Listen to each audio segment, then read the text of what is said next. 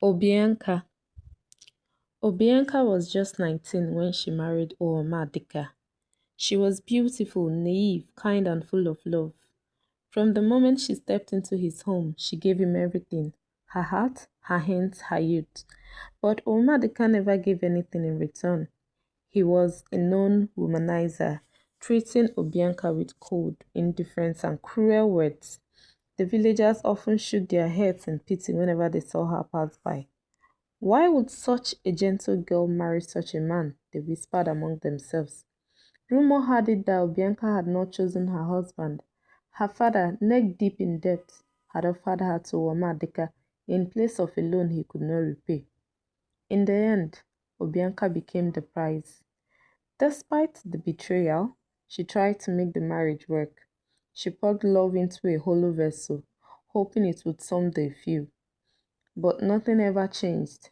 They had 6 children, 3 girls and 3 boys. Yet, no one would have guessed that Obianka had ever sought the help of Omonwa, the village's renowned tradomedical expert in childbirth.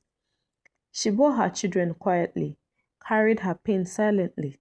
Her beauty remained untouched by time, and though she smiled at the market and greeted warmly in the village square, those closest to her knew behind her brightness was a shadow of loneliness, a heart crying out for love.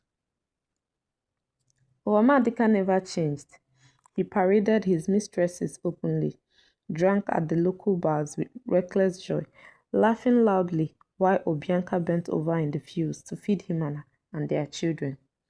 She worked herself to the bone, planting, harvesting, cooking, and every evening when he returned, he would shout her name like a command. The villagers pitied her deeply, but what could anyone do? Then something shifted. Obianka began to fade. She no longer bothered with her appearance. Her smiles, one gentle and warm, grew stiff and rare.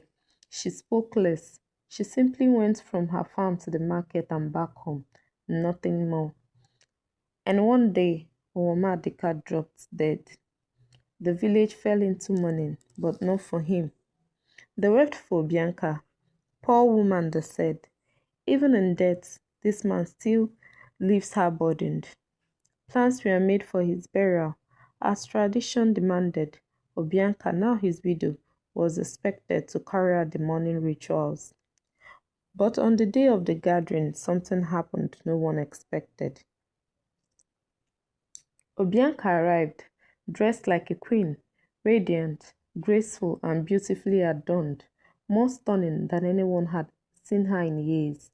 The crowd gasped. Her mother pulled her aside, confused and alarmed. "Obianka, why are you dressed like this? Do you want to be ridiculed? This is not how a widow appears."